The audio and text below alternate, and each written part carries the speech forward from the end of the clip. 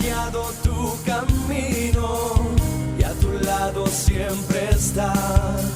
Sus promesas cumplirá y a su tiempo lo verás. Eres parte del pueblo de Dios, Él te levantará, te restaurará y tu victoria llegará.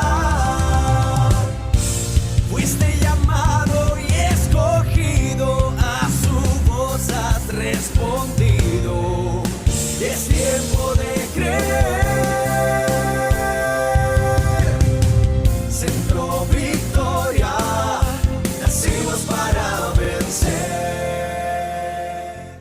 Canal de Producciones Centro Victoria, un tema que es un poquito complejo, pero yo sé que ustedes son personas de Dios, son gente inteligente que van a poner atención y que con la ayuda de Dios pues nos vamos a llevar quizá un concepto un poquito más claro, más cercano a lo que la Biblia enseña con respecto a una palabra, a un término que se utiliza muchísimo en todas las iglesias cristianas.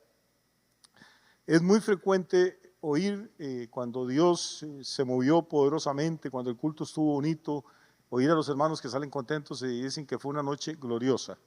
Es un adjetivo que usamos con mucha frecuencia, glorioso. El culto estuvo glorioso, la vigilia estuvo gloriosa, la alabanza estuvo gloriosa. Pero realmente cuando hablamos de gloria, de la gloria de Dios, ¿de qué estamos hablando? Porque hay gente que sintió un escalofrío y dice que el culto estuvo glorioso, o gritamos mucho, brincamos y danzamos y dicen que la reunión fue gloriosa.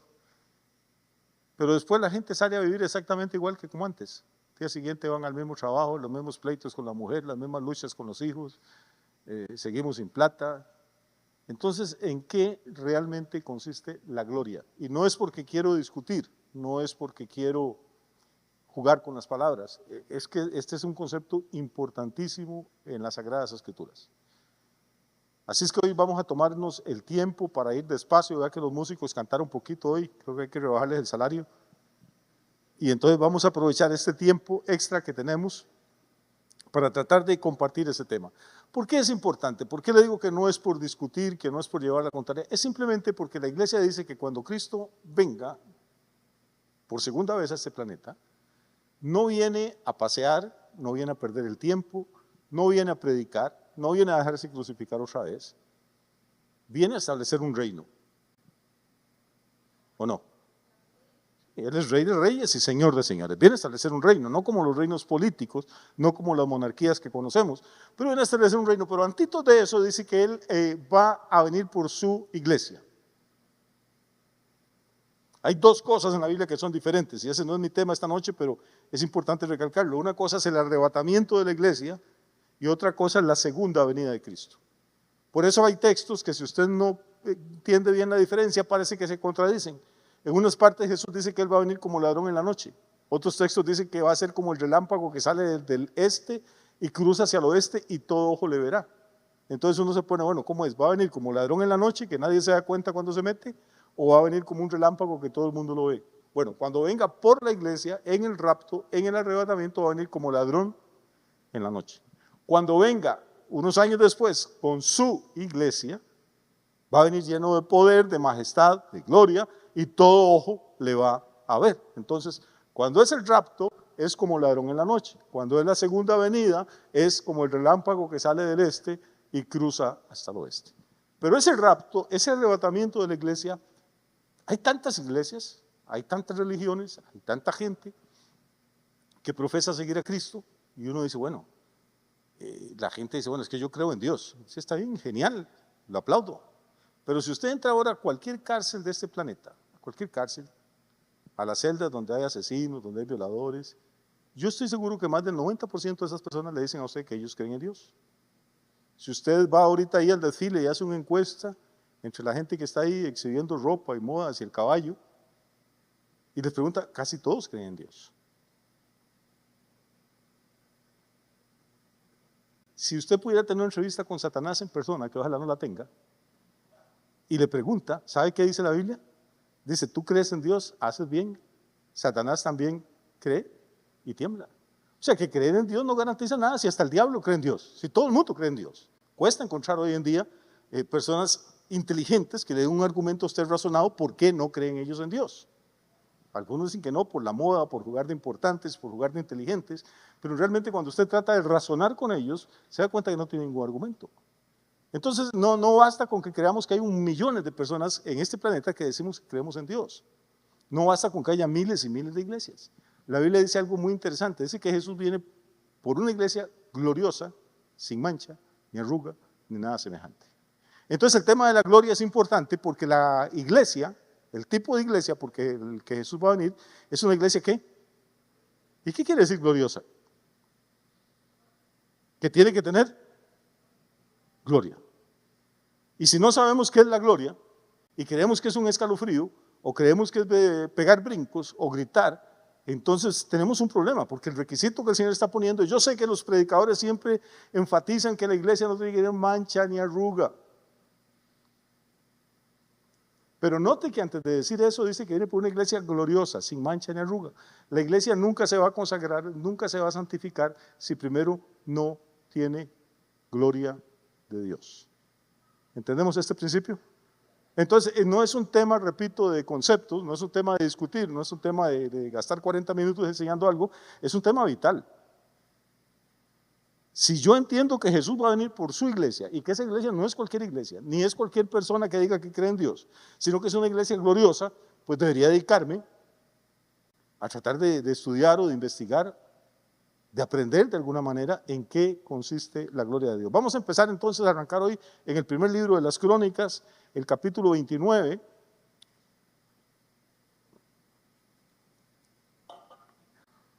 Primer libro de Crónicas, el capítulo 29, el versículo 11.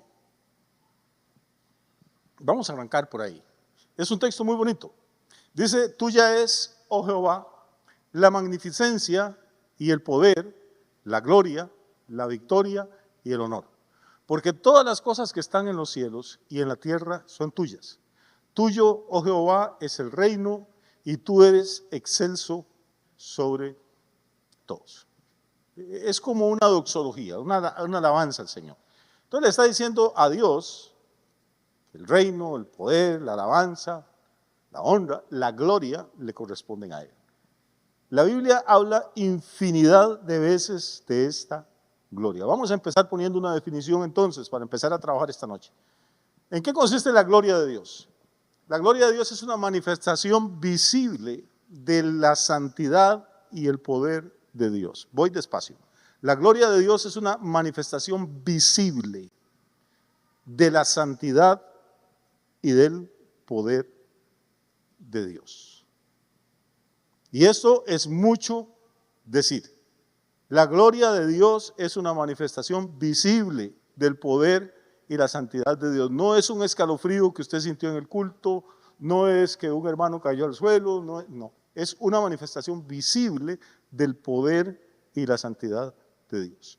¿Cómo puede el ser humano, con todas sus limitaciones, con todas nuestras incapacidades, nuestro pecado, nuestra debilidad, cómo podemos percibir esa gloria de Dios? De un Dios extraordinario, del cual dice que Él es la magnificencia, el poder, la victoria, el honor, que ha creado todas las cosas que hay en los cielos y en la tierra, un Dios que es incomprensible para nuestra mente. ¿Cómo pueden personas tan limitadas como nosotros entrar en contacto con esa gloria de Dios? Que se nos pegue un poquito, adquirir un poquito, porque lo necesitamos, porque Él viene por una iglesia que tenga gloria, por una iglesia gloriosa.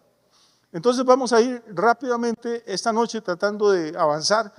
Vamos a ir al libro de los Salmos, capítulo 19, versículo 1. Vamos a usar muchos versículos para los que les gusta estudiar la Biblia. Salmo 19, el versículo 1. Vamos a ver, dice, los cielos cuentan ¿qué cosa? ¿Qué cuentan los cielos? La gloria de Dios. ¿Quiénes han oído ese versículo antes alguna vez? Lindo. ¿Cuántos han sacado media hora para pensar, para meditar? ¿Qué quiere decir ese versículo? Porque yo he visto los cielos muchas veces y nunca me han hablado nada. Y si usted oye voces desde las nubes o algo, busque ayuda profesional. ¿Qué quiere decir el salmista cuando dice que los cielos cuentan la gloria de Dios? Y el firmamento anuncia la obra de sus manos. Bueno, la primera cosa que quería llamarnos la atención entonces es que Estamos diciendo que la gloria de Dios es una manifestación que visible de su poder y de su santidad.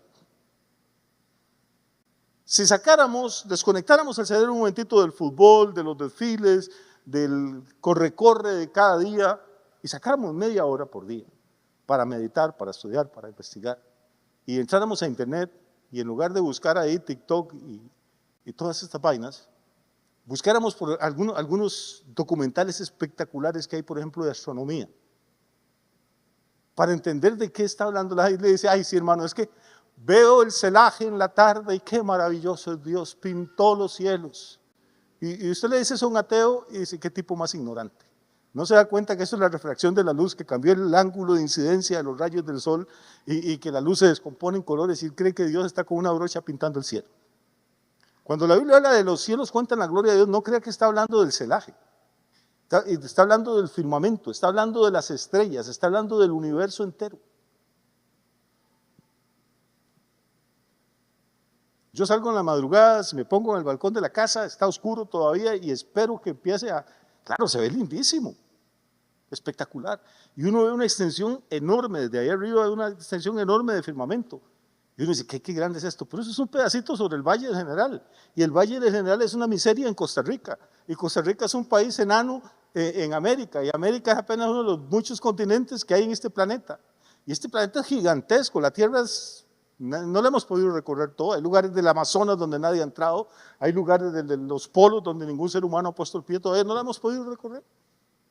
Y esta Tierra es un planeta enano que está en un sistema solar donde la estrella, nuestro Sol, es una estrella que es 1.000.000 de veces más grande que el planeta.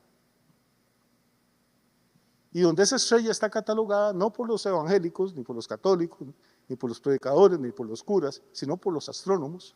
Está catalogado el Sol, que es 1.000.000 de veces más grande que la Tierra, como una estrella enana. Y este sistema solar es uno de los miles que hay en esta galaxia, en la Vía Láctea. Y se calcula, varía, depende de quién le dé el dato, que en esta galaxia hay 200.000 millones de soles. Y el nuestro es uno enano, 200.000 millones. Ya con eso a uno se le vuela el cerebro. Y los científicos, que no son predicadores, han logrado hasta el momento descubrir millones de galaxias más grandes que la de nosotros. Y entonces usted empieza a hacerle números a esto y termina dándole la razón a aquel borracho. No somos nada.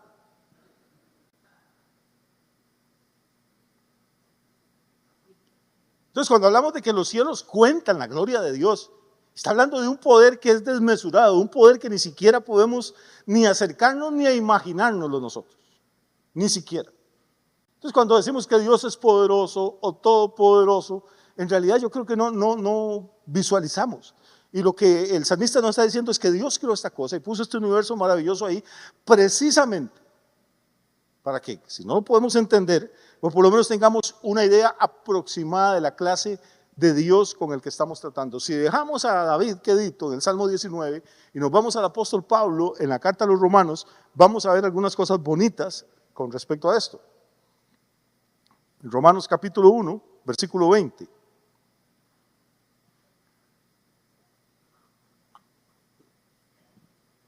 Vamos a ver.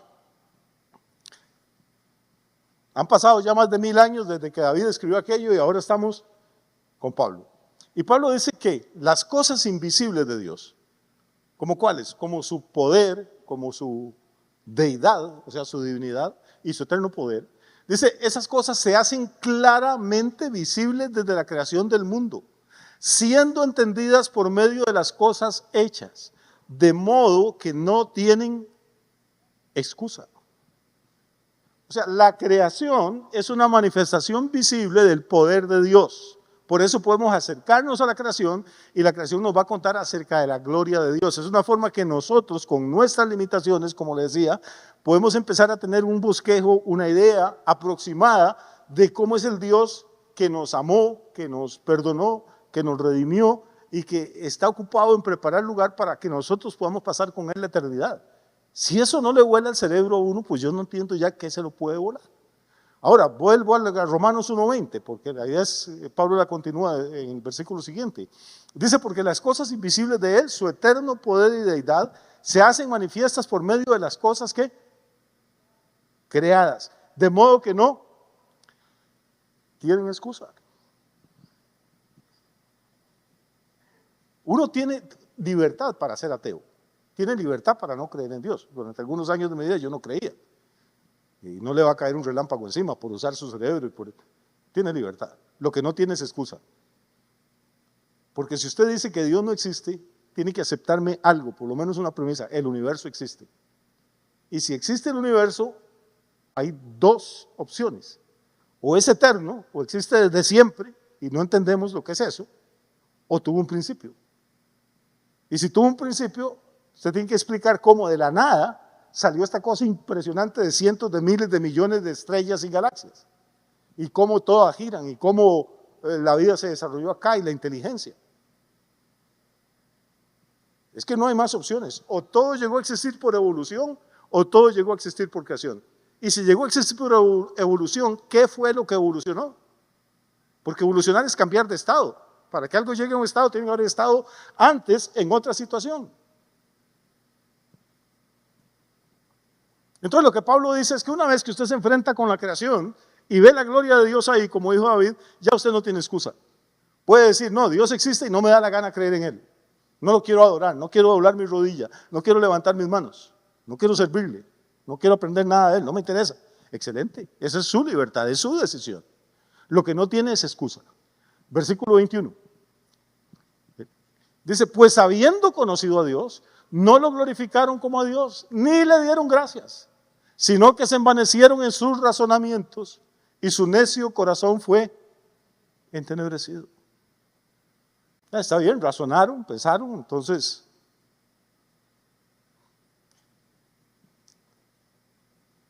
a un señor Carlos Darwin en Inglaterra se le ocurre que todos hemos evolucionado la vida de formas inferiores. Y al final, si usted sigue el argumento de ellos, le llegan a decir que primero en este planeta no había nada, luego hubo sustancias químicas, después hubo unos protozoos y después trilobites y después amebas, y que las amebas evolucionaron, y que hoy en día las amebas evolucionaron tanto que pueden mandar cohetes a la luna, pueden diseñar sistemas de cómputo, pueden analizar el genoma humano. Y créame, hay millones de personas que creen eso y prefieren creer eso que adorar al Dios que creó todas las cosas y darle gracias. Tienen libertad, pero no tienen excusa. ¿Por qué? Porque la creación, porque el universo entero cuenta la gloria de Dios. ¿Estamos de acuerdo con este primer punto? Bueno, si no está de acuerdo, igual, se vale no estar de acuerdo. Pero por lo menos que pensemos. Punto 2, ¿dónde podemos encontrar, aparte de la creación del universo, del firmamento, de los cielos, dónde podemos tener un atisbo de la gloria de Dios, de cómo es ese Dios al que cantamos, al que nunca hemos visto? Porque nosotros, usted y yo, somos personas de fe. La fe es la certeza de lo que se espera, la convicción de lo que no se ve. Yo creo que existe un infierno eterno y nunca lo he visto. Creo que hay un cielo donde vamos a morar en la eternidad y nunca lo he visto. Creo en los ángeles, jamás he visto un ángel. Creo en Dios, jamás he visto a Dios. Creo en que Jesucristo se levantó de los muertos y nunca he visto un muerto resucitar, ni conocí al Señor.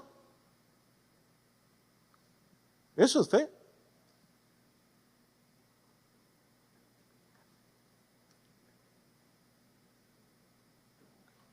Si vamos al Evangelio de Juan,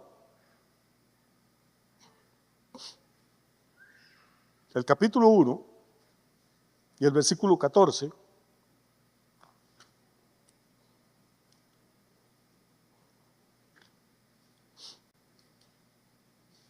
tal vez usted me ayuda. ¿Qué dice Juan 1:14?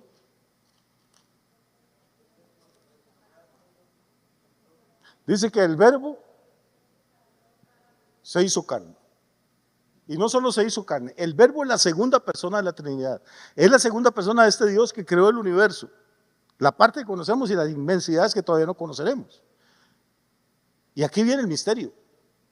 Nuestro cerebro, por más desarrollado que sea, jamás puede entender conceptos como la eternidad, como la perfección, porque no conocemos nada perfecto, porque no conocemos nada eterno, porque no conocemos nada perfectamente santo.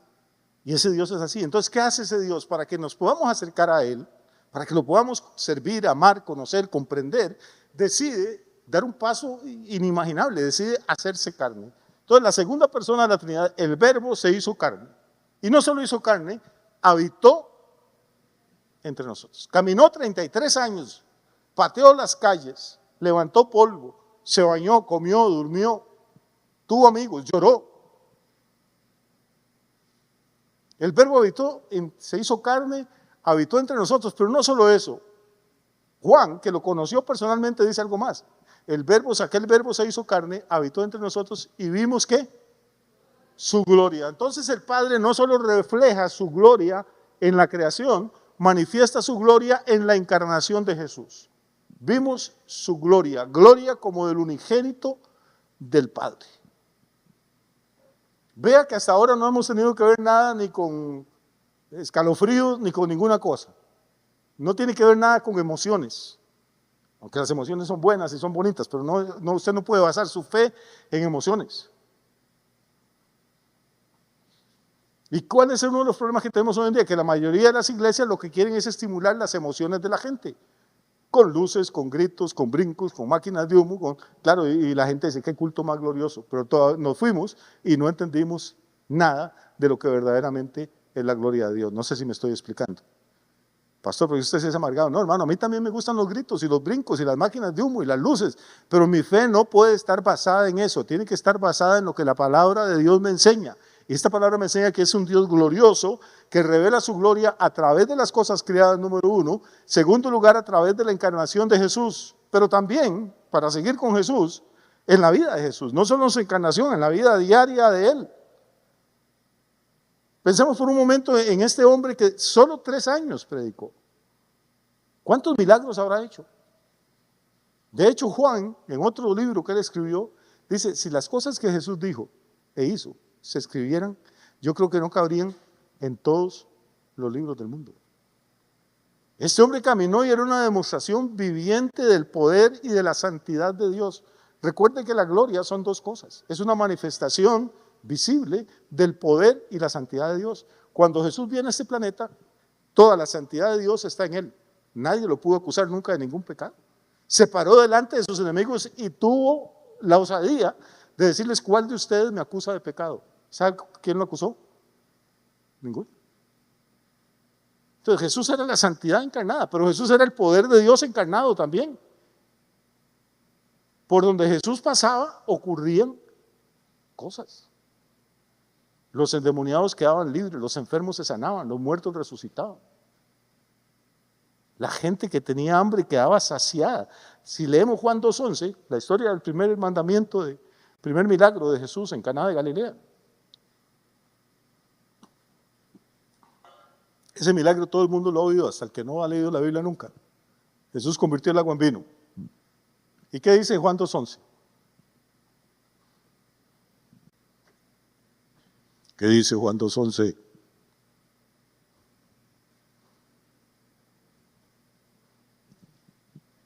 ¿Cómo termina el relato del milagro en las bodas de Caná?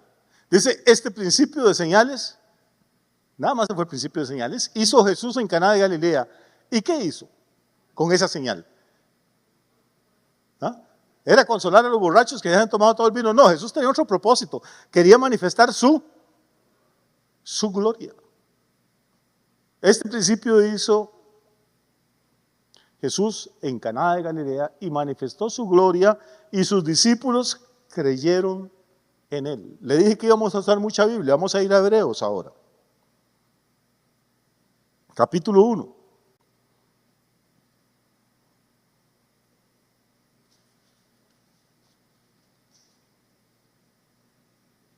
¿Sí lo tienen? ¿Qué dice? Versículo 3.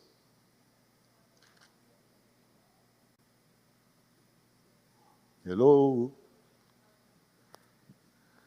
Hablando de Jesús dice, el cual, siendo el resplandor de su gloria y la imagen misma de su sustancia, y quien sustenta todas las cosas por la palabra de su poder, habiendo efectuado la purificación de nuestros pecados por medio de sí mismo, se sentó a la diestra de la majestad en las alturas. Entonces aquí hay una definición de Jesús. ¿Quién era Jesús? Dice, es el resplandor de su gloria y la imagen misma de su sustancia. O sea, todo lo que Dios es estaba en Jesús. Colosenses dice, en él habitaba corporalmente toda la plenitud de la deidad. Si uno quiere saber cómo es Dios, repito, ni del cerebro de Einstein, el de Newton y los genios más grandes de la humanidad metidos dentro de una licuadora y vueltos a formatear, podríamos entender cómo es Dios. Porque por más brillantes que hayan sido estos hombres y mujeres, todos son seres humanos, mortales, limitados, pecadores. ¿Cómo entramos en relación con un Dios eterno, ilimitado y santo? No podemos, a menos de que ese Dios quiera revelarnos algo de su gloria a nosotros. ¿Cómo nos la revela? Primero en la creación, segundo con la encarnación de Jesús, tercero con la vida de Jesús, con su ministerio, con sus milagros. Sus milagros fueron para que la gente viera su gloria, para que entendiéramos que Él es el resplandor mismo de la sustancia de Jesús. Marta y María le mandan a decir al Señor Jesús, recuerda aquellas hermanas que vivían en Betania, cerca de Jerusalén, le mandan a decir, tu amigo Lázaro está grave, está enfermo, venite rápido. Y Jesús sigue predicando. Y los discípulos le dicen, Señor, mandaron a decir que Lázaro está muy malito, que está muy enfermo.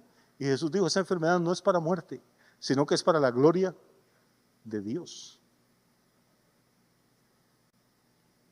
Cuando Jesús se pone de pie ante el sepulcro de Lázaro y dice, Lázaro, ven fuera, lo que se está desplegando es una manifestación inimaginable del poder de Dios. Esto es algo que humanamente hablando es imposible. Es que si alguien se muere, entre comillas, y yo llego y oro por esa persona y se levanta, quedan muchas dudas, hasta a mí me quedarían. Estaría realmente muerto. Pues hay estados médicos de catalepsia y otro tipo de cosas en que la gente parece que está muerto. Antes, como no había los mecanismos que hay ahora, antes la gente usaba un espejito, se lo frotaban y cuando la persona daba señales de que había partido, le ponían el espejo aquí. Si el espejo se empañaba, era que todavía estaba respirando. Ese era el método de diagnóstico. Hubo gente en el siglo XV, en el siglo XVI en Europa, que en el testamento decían, cuando yo muera, en el ataúd, pues lo pagaban a diseñar, tiene que haber un agujerito con un mecate y una campanilla arriba. Porque si yo abro los ojos y estoy encerrado, ¿cómo hacen ustedes para saber? Entonces yo jalo el mecate, suena la campana y ustedes se escarban y me sacan. Era un poco difícil saber si la gente estaba viva o muerta. Todavía ahora, créame que hay discusiones a nivel ético, a nivel médico, a nivel legal, de cuándo declarar legalmente muerta a una persona. Primero se decía que era si el corazón dejaba de latir, dejaba de ladrar, como dijo mi hermano. Después resulta que ya no era así, sino que era con el electroencefalograma, a ver si las ondas cerebrales todavía estaban funcionando. O sea, no es tan fácil. Pero cuando llegamos al caso de Lázaro, tenemos una situación muy interesante. Tenía 4 días de muerto y de día. O sea, que este no necesitaba ni espejito, ni electroencefalograma, ni mecate con una campanita, estaba muerto y remuerto. Entonces cuando Jesús se pone de pie ante ese sepulcro, le dice que salga y Lázaro sale, porque usted puede ir ahora al cementerio y pararse delante de cualquier tumba y decirle al muerto que salga. Eso no hay nada más fácil que pararse uno y decirle, salí. Pues no va a pasar nada. Pero que se ponga de pie y alguien que ya se está descomponiendo se levante, entonces es que este hombre no era cualquier hombre, la gloria de Dios estaba ahí de forma visible. Lázaro ni siquiera nos cuenta, ese es uno de los problemas que yo tengo con el Señor. Yo daría mucha plata, si la tuviera, para que hubieran metido unos 2 capitulitos de Lázaro, digamos, la epístola de Lázaro a los generaleños, y que Lázaro contara, muchachos, lo que vi en esos 4 días. Pero el bandido nunca quiso contar nada. Porque no podemos depender de los testimonios de otras personas, no podemos depender de las emociones nuestras ni las de nadie. Tenemos que depender de la palabra de Dios. Por eso Juan dice, vimos su gloria. Aún muriendo en la cruz, Jesús manifiesta su gloria. Tal extremo que cuando muere el centurión romano que está ahí cuidando, el centurión dice, verdaderamente este hombre era el Hijo de Dios.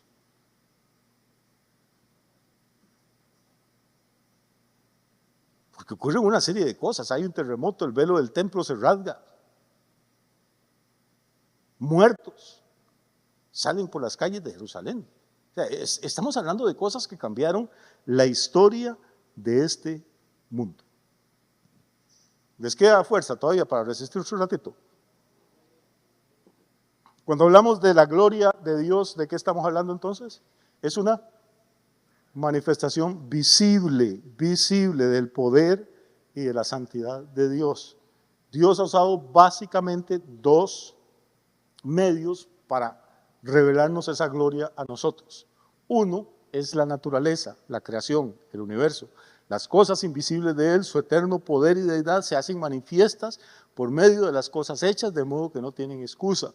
O los cielos cuentan la gloria de Dios y el firmamento anuncia la obra de sus manos. Ese es el primer método pedagógico del Señor, primer método didáctico para enseñarnos que Él es un Dios glorioso, que estamos tratando con otro nivel de cosa. Por eso a Dios no le gusta y prohíbe y condena que la gente utilice ídolos, imágenes. Las imágenes son una caricatura. Hacemos cristicos de este tamaño, los hacemos en plástico, hechos en China, que no creen ni en Cristo. Los hacemos de metal, de oro. Y creemos que eso nos puede proteger de algo, que eso muestra que tenemos mucha fe. No, la fe no se manifiesta así, la fe se manifiesta oyendo y creyendo y poniendo en práctica la palabra de Dios. Yo no sé en cuántos bares estuve yo en otra vida. Y más de una vez un borracho con nosotros no le decíamos ni cadena a eso, le decíamos riendas, con una rienda de oro aquí y un crucifijote de este tamaño y el pobre crucifijo metido entre el vaso de cerveza, pues ya el hombre no podía ni mantenerse derecho. ¿Cuántos nightclubs ustedes, las prostitutas, con un Cristo ahí o con una virgen para que les ayude llevándoles buenos clientes esa noche? La idolatría lo que hace es rebajar la dignidad de Dios, rebajar la majestad de Dios. Por eso es que Dios la condena, por eso la repudia. Si queremos acercarnos a Él y de entender cómo es Él, en la medida que tenemos que aprender que tiene que ser a través de lo que Él nos quiera revelar. Y lo que nos quiere revelar es, uno, a través del universo, dos, a través de la persona de Jesús. Y la tercera cosa es, ¿cómo hacemos nosotros para tener una vida que tenga por lo menos destellos de esa santidad y de ese poder? Porque recuerde cómo empezamos esta noche. Empezamos diciendo que Cristo no viene por cualquier cosa, viene por una iglesia gloriosa. O sea, que Él quiere impartirnos a nosotros un poco, o un mucho, no sé, de ese poder, de esa santidad, de esa majestad. ¿Cómo se consigue eso? Y esa es como la pregunta del $1.000.000. Vamos a ir a Pablo, que tiene respuesta para muchas cosas. La segunda carta a los Corintios de Pablo.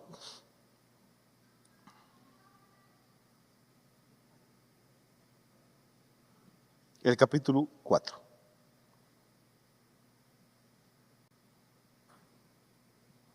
Versículo 7. Y vamos a arrancar ahí. Cerciórese que el que está a la par suya, póngale el espejito.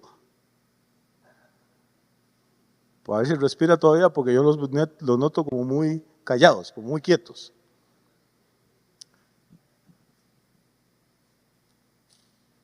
Estamos en 2 Corintios, capítulo 4, versículo 7. Ahora vamos a leer un poquito el texto para no sacar los versículos del contexto, tener una idea más clara de qué es lo que Pablo está razonando. El versículo 7 dice, tenemos este tesoro, está hablando del evangelio, está hablando de esta esperanza de gloria, porque la Biblia dice que Cristo en nosotros es la esperanza de gloria. No tenemos ninguna otra esperanza de conseguir gloria sino a través de Cristo.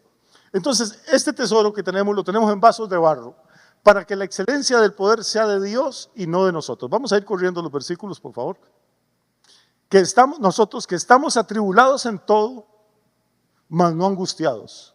Vamos a ver cómo estaba Pablo, cómo era la vida de este siervo de Dios, apóstol, llamado directamente por Jesucristo, un hombre que visitó el tercer cielo. Dice, estamos atribulados en todo, mas no angustiados, en apuros, mas no desesperados. O sea que un creyente, por más consagrado, más santo que sea, puede estar atribulado, o sea, pasar por tribulaciones.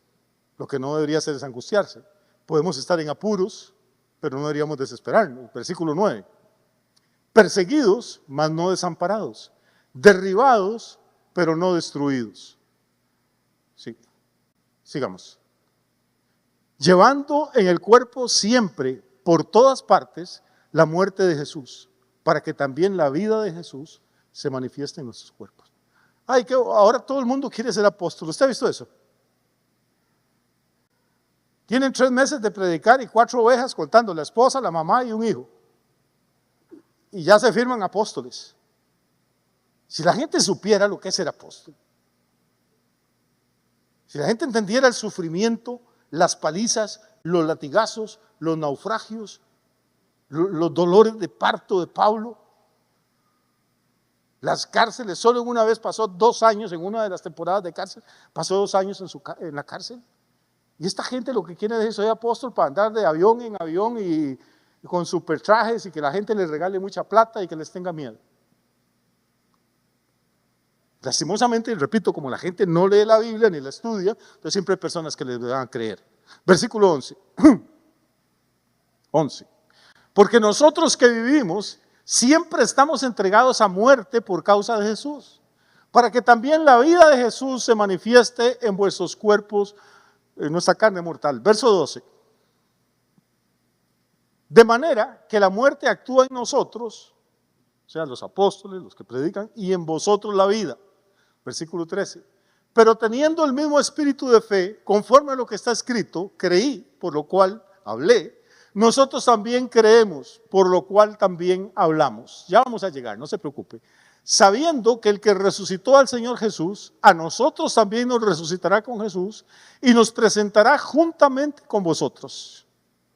15. Porque todas estas cosas padecemos por amor a vosotros, para que abundando la gracia por medio de muchos, la acción de gracias sobreabunde para la gloria de Dios. Porque no desmayamos. Antes, aunque nuestro hombre exterior se va desgastando, el interior, no obstante, se renueva de día en día. Al apóstol Pablo le pasaba algo extrañísimo. Dice que conforme pasaban los días, los meses y los años, el hombre exterior, el cuerpo, se le iba desgastando. ¿Quién sabe qué se sentirá? ¿Qué es lo que Pablo está diciendo? Hombre, de tantas cicatrices, de tanto garrotazo, de tantos ayunos, de tantas vigilias, de tantos naufragios, de tantos años que estoy viviendo, me estoy haciendo viejo, ya no tengo las fuerzas que tenía antes. Hay cosas que hacía antes que ahora no las puedo hacer. Mi hombre exterior se va desgastando, pero note lo que sigue. Versículo 17. El interior, perdón, estamos en el 16, sí. Nuestro hombre exterior se va, ¿qué? Desgastando, pero el hombre interior, ¿qué le pasa?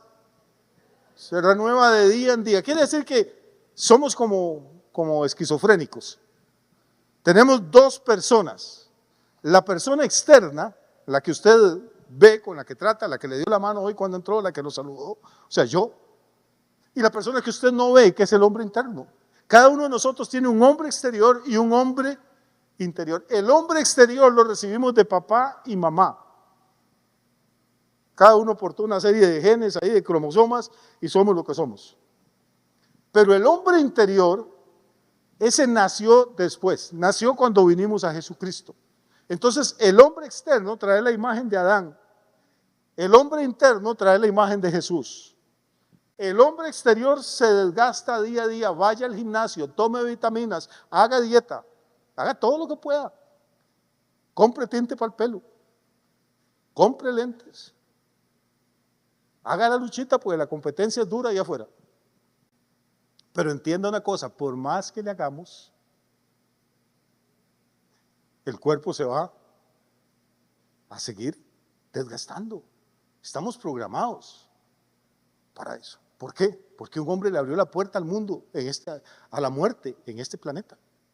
La muerte entró a este planeta, dice Pablo, por culpa de Adán. Pero así como la muerte entró por Adán, vino otro hombre, Jesús, para mostrarnos la gloria de Dios y abrirle la puerta a la vida. Entonces el hombre que yo heredé de Adán se desgasta, se envejece, se debilita. El hombre que heredé de Cristo, que está aquí adentro, ese tiene que estarse renovando día a día. Uno cada día está peor y el otro cada día está mejor. ¿No le parece fantástico? Pero ¿cuántas veces nos enfocamos solo en el de afuera, tratando de detener lo irremediable? ¿Cuánto tiempo, cuánta plata, cuánto cuidado le dedicamos al hombre interior?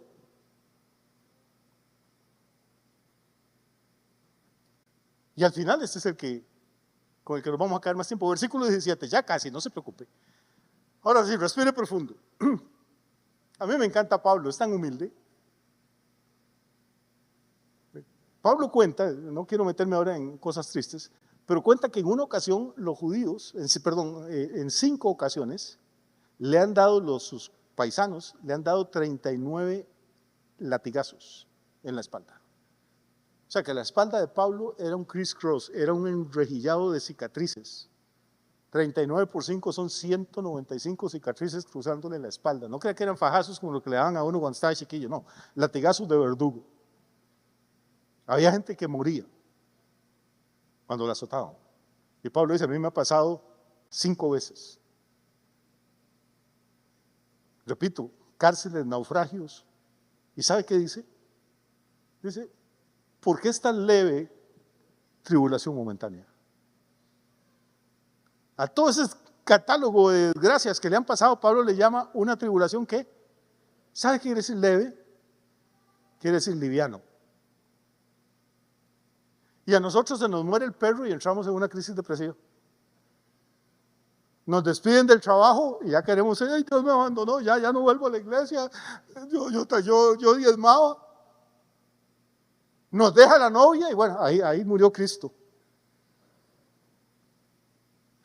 Hemos creado una generación de creyentes inútiles, mimados, que vienen a la iglesia a ver qué Dios les puede dar, pero que se les dicen que hay que consagrarse, que hay que buscar de Dios, que hay que servir, que hay que trabajar.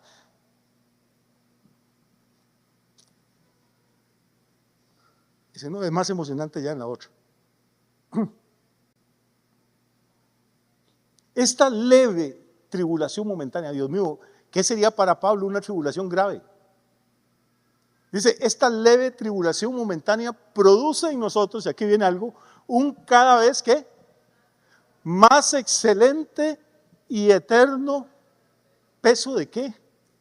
Ok, aquí tienen el problema, hermanos. El problema es que si queremos de esa gloria, que la necesitamos para que cuando Cristo venga encuentre una iglesia gloriosa, esa gloria no la venden en las farmacias, no se consigue en la carnicería ni en la feria del agricultor. Dios produce gloria en nosotros, un peso de gloria. Note el juego de palabras.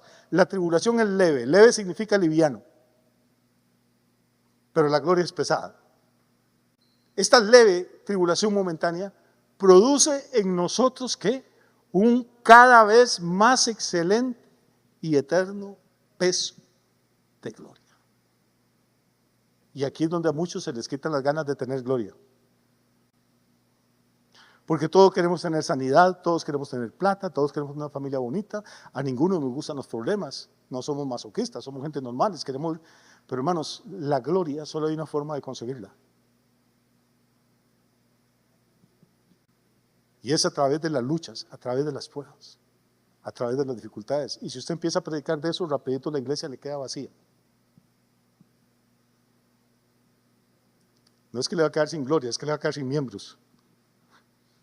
Porque las personas no quieren oír eso.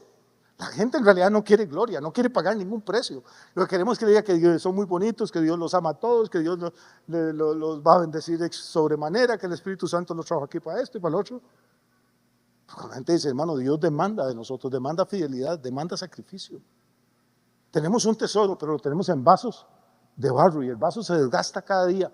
Pero lo que hace la tribulación y lo que hace la prueba cuando estamos afirmados en Cristo es producir en nosotros un cada vez más excelente. Cada vez la gloria va siendo más pesada. Cada vez su caminar va a ser más firme. Cada vez su fortaleza contra las tentaciones va a ser mayor.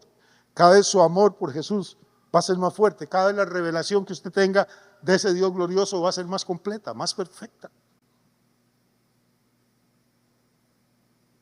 Quiero terminar con lo que tal vez, lo predique mañana.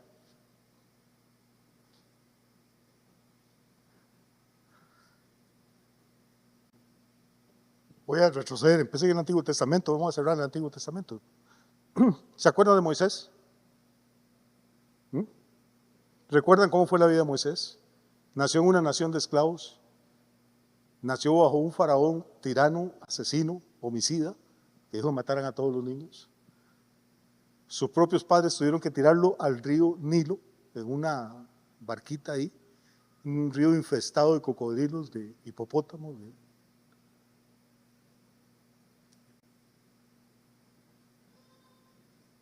A los 40 años cometió un asesinato. Y desde los 40, por favor pónganme atención porque esto es importante, desde los 40 años hasta los 80 años le perdemos el rastro a Moisés. Sabemos que se fue para un desierto allá en Madián, que se encontró una muchacha llamada Séfora, que se casó con Séfora, que su suegro era sacerdote pagano y pasó 40 años de su vida cuidando las ovejas, las cabras de un sacerdote pagano. Un hombre que había sido formado en toda la sabiduría de los egipcios. Un tipo que sabía de matemática, de astronomía, de contabilidad, de guerra, de política, de gobierno, cuidando cabras. Es que no es nada, o sea, no hay nada deshonroso en cuidar cabras, lo que me molesta es que sean las del suegro. O sea, es que trate que es su suegro, que los suegros como que lo ven a uno de arriba para abajo y todavía que usted tenga que trabajar para él. 40 años. ¿Sabe cuántas veces le habló Dios a Moisés en 40 años? Ni una. No tenía Biblia. Los primeros libros los escribió él, así es que no tenía ninguna. No había iglesia a donde ir, no había ningún pastor que lo visitara a ver si estaba animado. Llegar uno a los 80 años y no tener nada de uno. Es que uno a veces se preocupa y dice, caramba, ya tengo 40 y no he hecho nada en la vida. Pues 40 está empezando, man. La torta cuando usted tiene 80 y ve aquel cabrerío y todas son ajenas. No, es triste. Sin una revelación de Dios, sin una palabra, solo, sin un hermano que lo visite, sin nadie que lo anime. 40 años. Ninguno de nosotros ha padecido 40 años. Pero un día Dios se le revela a este hombre y le revela su gloria. Y le dice, vaya y dígale a Faraón que deje ir a mi pueblo, al ejército más poderoso del mundo. Y Moisés no tiene ni un soldado con él. Y al principio Moisés está nervioso, duda, soy tartamudo, estoy muy viejo, no me van a creer, pero él dice, vaya, vaya, vaya. Y finalmente Moisés va. Y cuando le obedece a Dios ocurre algo. Este viejito de 80 años, Dios le dice, suba al monte. Es una grosería, hermano. Una grosería decirle a un señor de 80 años que suba a una montaña, pero así es Dios. No sé usted, pero a veces yo subo las gradas de la casa y me duelen las rodillas. Subir uno en medio desierto a un monte. Es que uno lee en la Biblia y no se pone a pensar. Tengo 80 años y me caigo y me quiebro la cadera. ¿Por qué mejor no manda el Señor a uno de 20? No, pero anda uno de 80. Y este hombre de 80 años se mete en un ayuno de 40 días y 40 noches con Dios. No le recomiendo que haga esto, a menos de que tenga un estado de salud increíble y que Dios se lo muestre. 40 días y 40 noches allá arriba, y Dios hablando con ese hombre, y ministrándolo, y dándole instrucciones, y cambiándolo. Y hay un fenómeno interesante, cuando Moisés baja del monte le ocurre algo. Dice que el rostro le brillaba tanto, que los israelitas le dijeron, oiga, tápese eso, póngase un velo, póngase alguna cosa, porque no soportamos ver la gloria que hay en su cara.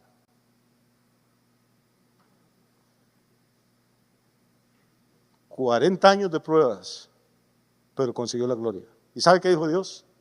Nunca se va a levantar otro profeta como Moisés, ni lo ha habido, ni lo habrá, es el único con el que yo he hablado cara a cara. Y este hombre hoy es reverenciado por todos los judíos del mundo, por todas las iglesias cristianas, por los musulmanes. Termino con un versículo. Volvemos a 2 Corintios y ya nos vamos.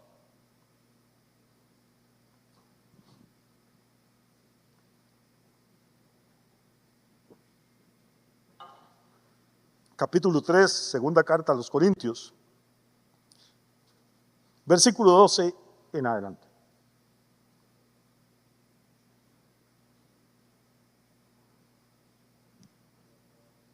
No, veamos desde el 7, porque la verdad es que ustedes tienen tiempo. El desfile sigue ahí ahora. ¿Verdad? Versículo 7, oiga lo que dice Pablo, está hablando de Moisés precisamente. Dice Pablo, si el ministerio de muerte grabado en letras de piedra. Está hablando de los mandamientos, de la ley de Dios, que Dios escribió en unas tablas de piedra. Si el ministerio de muerte grabado con letras en piedra fue con gloria, tanto que los hijos de Israel no pudieron fijar la vista en el rostro de Moisés, ¿a causa de qué? De la gloria de su rostro, la cual había de perecer. El viejito se murió 40 años después. ¿Cómo no será más bien con gloria el ministerio del Espíritu? Porque si el ministerio de condenación, o sea, la ley, fue con gloria, mucho más abundará en gloria el ministerio de la justificación, el evangelio, lo que predicamos. Porque aún lo que fue glorioso no es glorioso en este respecto en comparación con la gloria más eminente. O sea, la gloria que tenía Moisés no se puede comparar con la gloria que trae el evangelio. Porque si lo que perece tuvo gloria, mucho más glorioso será lo que permanece. Así que, teniendo tal esperanza, usamos de mucha franqueza.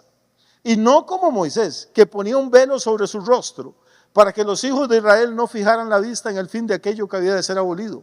Pero el entendimiento de ellos se embotó, de los israelitas, porque hasta el día de hoy, cuando leen el antiguo pacto, les queda el mismo velo no descubierto, el cual es quitado por Cristo. Y hasta el día de hoy, cuando se lea a Moisés, el velo está puesto sobre el corazón de ellos. Pero cuando se conviertan al Señor, el velo se quitará. Porque el Señor es el Espíritu. Y donde está el Espíritu del Señor, allí hay libertad. Por tanto, y aquí terminamos, por tanto, nosotros todos, ¿quiénes son nosotros todos? Los creyentes. Pablo está escribiendo a la iglesia. Por lo tanto, nosotros todos, mirando a cara descubierta como en un espejo la gloria del Señor, no lo podemos ver cara a cara al Señor, vemos como un espejo. ¿Cuál espejo? El de la creación, el de los cielos, el de las galaxias, el del universo. El otro espejo sería Jesús, su vida, sus milagros, su santidad, su resurrección. Es la única forma que la gloria de Dios no nos mate. Así es como nos acercamos. Nosotros todos, a cara descubierta, mirando como un espejo la gloria del Señor, somos transformados ¿de qué? De gloria en gloria, como por el Espíritu del Señor. Amados, necesitamos gloria en nuestra iglesia, necesitamos gloria en nuestra familia, necesitamos gloria en nuestras finanzas, necesitamos gloria en el ministerio, necesitamos gloria en nuestra vida, y para tener gloria hay que pasar por los molinos del Señor, hermano.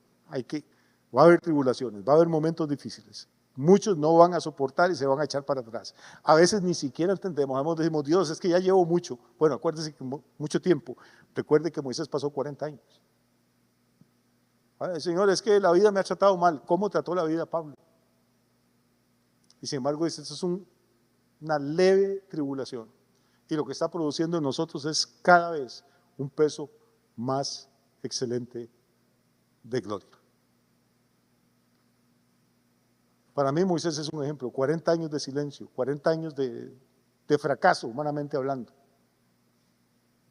Pero Dios lo estaba preparando, estaba quebrantándole el orgullo, la soberbia que había aprendido en Egipto. Lo pasó de ser un príncipe a ser un pastor de cabras. Y a veces hay cosas en nosotros que ni sabemos que las tenemos, pero que el Señor las conoce. Y Él permite que pasen cosas ahí para irnos afinando y moliendo. Amén. Para que al final de la jornada, ¿y sabe cuál va a ser el final de la jornada? El apóstol Juan dice, y sabemos, dice Juan, que cuando Él venga, hablando de Cristo, seremos ¿qué?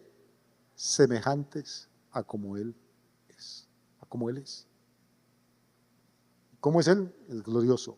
Y cuando Él venga vamos a ser gloriosos, porque viene con una iglesia gloriosa, sin mancha, ni arruga, ni nada semejante. Amados, no sé cómo han sido sus últimas semanas, o meses, o años, tal vez duros, tal vez de problemas, tal vez de salud, tal vez de finanzas, tal vez emocionales. Pero no se desanime, Dios está trabajando. No se crea todo lo que oye de ese super evangelio, de super fe, de super predicadores, de que yo le pongo la mano encima y todo se arregla, no, hermano. A Moisés nadie le puso la mano encima. A Pablo se la pusieron encima, pero los judíos para azotarlo, para encadenarlo, para encarcelarlo. Pero al final, los hombres y las mujeres de Dios entendemos una cosa.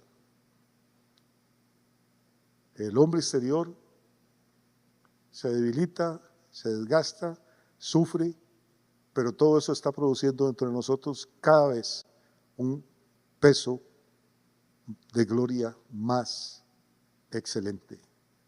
Así que ánimo, hermano. No todo es coser y cantar, tampoco todo va a ser tribulaciones. Va a pasar el momento duro, tarde o temprano va a pasar.